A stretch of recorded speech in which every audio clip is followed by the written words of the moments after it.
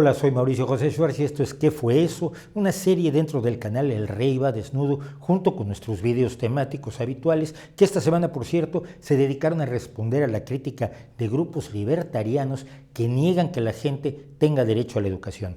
Además tenemos el nuevo canal de Apuntes de Ciencia, Cosas que Sabemos, que también le invitamos a visitar. Gracias a quienes nos han dicho que les gustaría que esto se hiciera todos los días, nos encantaría, pero necesitamos un patrocinador. Si usted quiere ser nuestro patrocinador para hacer esto todos los días, pues por favor comuníquese con nosotros. Si no, si solo le gusta lo que hacemos, agradecemos su apoyo, cualquiera que sea, en nuestras plataformas de crowdfunding, Patreon y GoFundMe. Empezamos. El pasado domingo se celebraron elecciones en España y el resultado fue exactamente el esperado, con algunos matices de números. Triunfo del Partido Socialista, crecimiento de Ciudadanos, caída de Podemos y debacle absoluta del Partido Popular. Ello ha hecho absurdos los esfuerzos de sorpresa simulada por parte de quienes, buscando público y ratings, acuden a un sensacionalismo que empieza a ser agotador, sobre todo considerando que en un mes hay autonómicas europeas y municipales en España. Durante la campaña se fomentó el miedo a la ultraderecha de Vox, un partido escindido a su vez del Partido Popular. La marginal ultraderecha social española habitualmente había votado al Partido Popular a falta de opciones. La ultraderecha internacional, capitaneada por Steve Bannon, esa especie de vector infeccioso de la ultraderecha con grandes recursos económicos, impulsó y probablemente financió a Vox, que se llevó del PP ese voto extremista, pero no convocó, como temían algunos, un nuevo voto antisistema. Donde Steve Bannon esperaba entre el 12 y el 14% del voto, Vox apenas consiguió el 10%. Para algunos resultó sorprendente que el viceprimer ministro italiano Matteo Salvini, hombre de la ultraderecha de Bannon, apoyara a Vox, una de cuyas estrategias es precisamente el miedo excesivo a los independentistas y a lo que pueden hacer, cuando el propio Matteo Salvini en el pasado había apoyado muy entusiastamente a los independentistas vascos y catalanes. Pero es que lo que le interesa a la ultraderecha bannoniana es la desestabilización de la democracia, no uno u otro partido. Por eso, durante las elecciones estadounidenses, los trolls rusos de la Internet Research Agency asusaban por igual a los enemigos de Trump que a los de Clinton. Se fingían negros radicalizados, musulmanes, militantes de izquierda o, por el contrario, blancos racistas, ultracatólicos y derechistas que iban desde conservadores hasta nazis. La ultraderecha nueva, al menos en apariencia, no quiere simplemente triunfar en las elecciones o favorecer a un partido u otro. Apunta a un Reich de los 1000 años como el que prometía Hitler. Es decir, busca desprestigiar a la democracia hasta que las presidencias vitalicias y autoritarias sean lo normal e incluso lo deseable para la sociedad, sean la de Kim Jong-un, la de Xi Jinping, la de Putin, la de Erdogan o la que ya de alguna manera se plantea Donald Trump. Las huestes de Bannon no están peleando contra la izquierda, contra la socialdemocracia o contra el liberalismo estadounidense. Están luchando por echar atrás el reloj hasta antes de la Ilustración, antes de la democracia, antes del libre pensamiento. Visto así, su estrategia resulta mucho más clara y peligrosa, y la única forma de derrotarlos es con más democracia. El siguiente campo de batalla son las elecciones europeas del 26 de mayo, que, como decíamos, en España coinciden además con las autonómicas y las municipales. El miércoles 1 de mayo ascendió al trono del crisantemo, es decir, al de Japón, el hoy emperador Naruhito, luego de la abdicación el día anterior de su padre Akihito. Siguiendo la tradición japonesa de nombrar una era nueva por cada emperador, la de Naruhito será la era Reiwa, que significa hermosa armonía, y la de Akihito fue la Heisei, mientras que la del abuelo del actual emperador, Hirohito, fue la Showa. Si Japón mantiene un imperio se debe a la visión del general Douglas MacArthur durante la reconstrucción de Japón después de la Segunda Guerra Mundial. La mezcla de modernidad y mantenimiento de las tradiciones que caracteriza hoy a la sociedad japonesa fue resultado de esta política indudablemente astuta y que consiguió desactivar el militarismo japonés y su bastante tradicional ansia de conquista. Un elemento que conserva Japón en su esquema social es una muy aguda separación entre los sexos que mantiene a la mujer en una posición secundaria en general, y el proceso de sucesión no es ajeno a ello. Un ejemplo es que a la emperatriz Masako no se le permitió estar presente en la ceremonia de ascensión al trono. La única mujer que pudo estar allí fue Satsuki Katayama, por ser parte del gobierno del primer ministro Shinzo Abe. Y ella, por cierto, es la única mujer que está en el primer nivel del gobierno japonés. El problema es que Japón se está quedando sin herederos. Los nuevos emperadores tienen una hija, Aiko, que no puede reinar según la ley de 1947. El siguiente en la línea es el príncipe Akishino, de 51 años, cuyo hijo Hisahito, de 10, es el único niño de su generación en toda la familia imperial. Esto está abriendo un debate que los conservadores y tradicionalistas japoneses no quieren tener, pero al que pueden verse obligado por la falta de herederos masculinos a un trono que pretende ser la línea monárquica ininterrumpida más antigua del mundo, empezando en el 660 antes de la Era Común. A esto se añade el hecho de que, tradicionalmente, Japón sí ha tenido emperatrices, la última hace solo 250 años. Todo esto sería irrelevante, como son los reyes en las monarquías parlamentarias de casi todo el mundo, por mucho que algunos no lo entiendan, a no ser porque un cambio en la legislación japonesa relativa a la institución imperial y a la sucesión, sin duda alguna, tendría un impacto en la posición, expectativas y derechos de las mujeres japonesas en general. A veces la vida parece demasiado normal. Es entonces cuando tenemos que abrir el expediente Kafka. Hace unos días el director de pesca del gobierno noruego se encontró durante su patrulla matutina con una ballena beluga frente a la ciudad de Hammerstedt, una ballena que ya habían visto algunos pescadores. La ballena, de forma poco característica para su especie en estado natural, se mantuvo cerca del puerto y los testigos pronto vieron que tenía un arnés que, al ser recuperado, se vio que tenía la marca Equipo San Petersburgo, lo que despertó la sospecha de que se trataba de una ballena espía o cuando menos un animal entrenado para algún trabajo por la Armada rusa. El arnés, dijeron las autoridades noruegas, podía llevar armas o cámaras. La ballena émulo del 007 se ha negado desde ese momento a alejarse de la bahía de Noruega donde se encuentra. Se podría decir que ha desertado del régimen de Vladimir Putin, como antes desertaban otros del paraíso soviético de los trabajadores. El uso de animales en labores militares no es nada desusado. Desde la caballería, que aún sigue utilizándose en algunos enfrentamientos con ventajas sobre los vehículos automotores en ciertos terrenos, hasta los elefantes con los que Aníbal invadió la península itálica. Los cetáceos, como delfines y algunos tipos de ballena, han sido y son utilizados en diversas tareas militares, incluida la detección de minas de profundidad. Lo que hace curioso este caso es que el gobierno ruso, a diferencia de otras naciones que utilizan a estos animales, ha negado toda relación con la ballena, demostrando extrañeza por el arnés que llevaba. Quizás esperan que creamos que la ballena le robó el arnés a un despistado marinero ruso para poder conseguir asilo político en Noruega.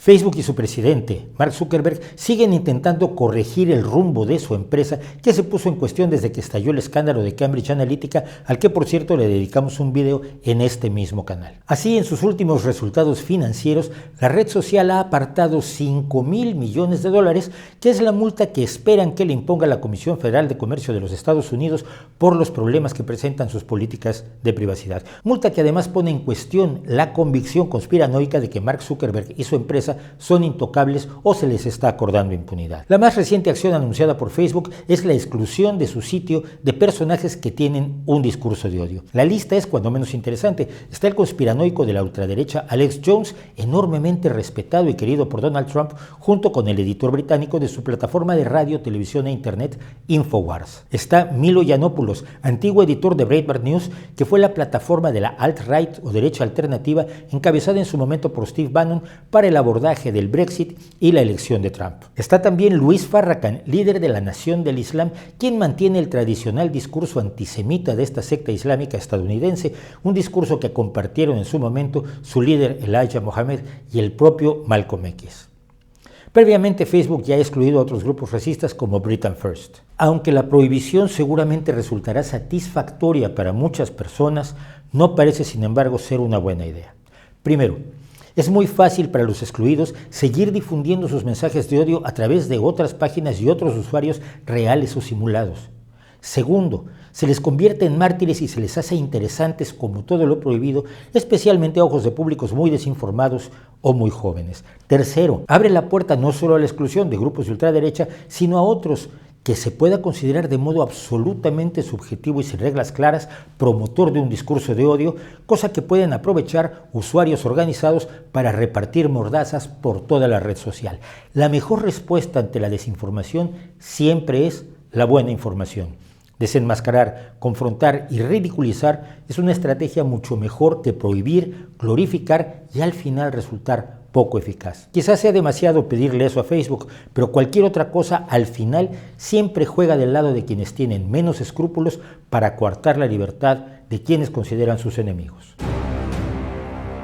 El pasado 3 de mayo las autoridades de Malasia liberaron a Doan Thi Huong, una mujer vietnamita acusada del asesinato de Kim Jong-nam después de que se declaró culpable de un delito menor. Jong-nam fue asesinado el 13 de febrero de 2017 en el aeropuerto malasio de Kuala Lumpur mediante el agente químico nervioso VX prohibido por el derecho internacional. Jong-nam era el medio hermano mayor del supremo líder norcoreano Kim Jong-un y por tanto había sido el primer heredero de la dinastía Kim, fundada por su abuelo Kim Il-sung y continuada por su padre Kim Jong-il. Pero Kim Jong-nam era un heredero poco viable, no le interesaba el poder y prefería dedicarse a escribir guiones de cortos de cine, además de hacer salidas clandestinas del país para visitar Japón y otros lugares. Los intentos por integrarlo a las fuerzas de seguridad de cara a su futuro papel de líder supremo de Corea del Norte se estrellaron en 2001 cuando fue detenido al llegar al aeropuerto internacional de Narita en Japón intentando entrar al país con un pasaporte falsificado de la República Dominicana que lo identificaba con un nombre chino. Una vez liberado, declaró que el objetivo de su viaje no era la intriga internacional, sino su deseo de visitar Tokyo Disneyland. Después de eso, la prensa empezó a exaltar a la segunda esposa de Kim Jong-il, madre de Kim Jong-un, en preparación del cambio de heredero. Por su parte, Kim Jong-nam afirmaba que había sido excluido de la sucesión por sus visiones reformistas y favorables al mercado, como narró en su libro Mi padre Kim Jong-il. Después salió de Corea del Norte para vivir en China, Japón y Macao, entre otros lugares, donde acumuló una reputación como bebedor, apostador, don Juan y demasiado hablador. El primer intento de asesinarlo ocurrió ya en 2006, le siguió otro en 2012 y finalmente el exitoso de 2017. Como lo demuestran las cámaras del aeropuerto, dos mujeres se acercaron al disidente y le arrojaron sobre la cabeza un paño empapado en lo que después se descubrió que era el agente nervioso. La otra acusada del asesinato, la indonesia Siti Aisyah, también fue liberada sorpresivamente en marzo. La defensa de ambas fue que ellas creían que estaban participando en una broma pesada para un programa de cámara oculta. En todo caso, lo que está quedando oculto del asesinato de Kim Jong-nam ciertamente no son las cámaras ni el hecho de que su hermano fue el responsable de ordenar su muerte, sino los motivos del Poder Judicial de Malasia, país que, por cierto, valga como detalle, tiene estrechas relaciones con el régimen norcoreano, incluyendo un tratado mediante el cual los malasios pueden viajar a Corea del Norte sin visa y honores académicos otorgados a Kim Jong-un, además de un intenso intercambio económico que por estos días, por cierto, está creciendo.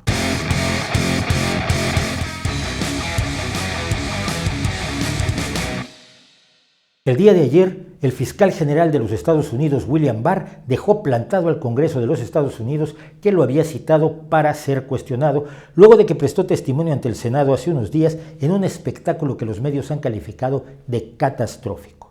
En los últimos días se ha sabido que el fiscal especial Robert Mueller le envió una carta a Barr y posteriormente habló con él por teléfono para expresarle su inquietud por el resumen de 4 páginas que hizo Barr del expediente de 400 páginas sobre la investigación de más de 2 años que realizó Mueller. El resumen de Barr estaba destinado a exonerar al presidente Trump e indicarle a la prensa y al público cómo debería interpretarse el informe Mueller cuando se hiciera público, cosa que se hizo con enormes secciones ocultadas por diversas razones. Pero Barr ya había declarado ante los legisladores que él no sabía si Mueller estaba o no satisfecho con esa lamentable carta y ahora se sabe que lo sabía perfectamente. Muchos medios y legisladores piden la renuncia de Barr y, por supuesto, la exoneración total de la que se ufanaba Trump resultó ser, quien lo iba a decir, fake news. El nuevo intento del presidente encargado Juan Guaidó y del líder Leopoldo López por emprender un movimiento popular que termine con el régimen de Nicolás Maduro en Venezuela parece haber fracasado, entre otras cosas debido a la violenta represión del gobierno que ya ha dejado al menos 4 fallecidos. La duda principal, sin embargo, es qué va a pasar si Maduro consigue aferrarse a un poder obtenido ilegítimamente según la mayor parte de la comunidad internacional. No parece haber ninguna perspectiva de que la economía venezolana se recupere con Maduro de una inflación que llega a los 10 millones%, de una escasez que comenzó mucho antes de que existieran las sanciones estadounidenses, que el régimen denunciaba incluso cuando no existían, y de una desesperación que ha echado del país a más de 3 millones de venezolanos. La narración oficial, según la cual esos 3 millones son antiguos millonarios cuyas enormes fortunas fueron expropiadas por la revolución bolivariana y luego se esfumaron sin dejar rastro, ni recursos para el país, simplemente ya no se sostiene. Y así llegamos al final de qué fue eso, aunque probablemente seguimos sin saber realmente qué fue eso, pero al menos nos lo podemos preguntar todavía sin que nos den con un palo en la cabeza, que no es poca cosa. Si usted cree que la tarea que hacemos aquí en El Rey va desnudo y en nuestro canal Cosas que Sabemos vale la pena, visite los enlaces de nuestras plataformas de crowdfunding para apoyarnos. Cualquier apoyo sirve. Y sobre todo, ayude a difundir nuestros vídeos, suscríbase, haga clic en me gusta y recomiéndelos para que más gente participe en el debate, a ver si nos enteramos qué fue eso. Hasta el próximo viernes y recuerden, no se crean todo lo que ven, ni siquiera esto.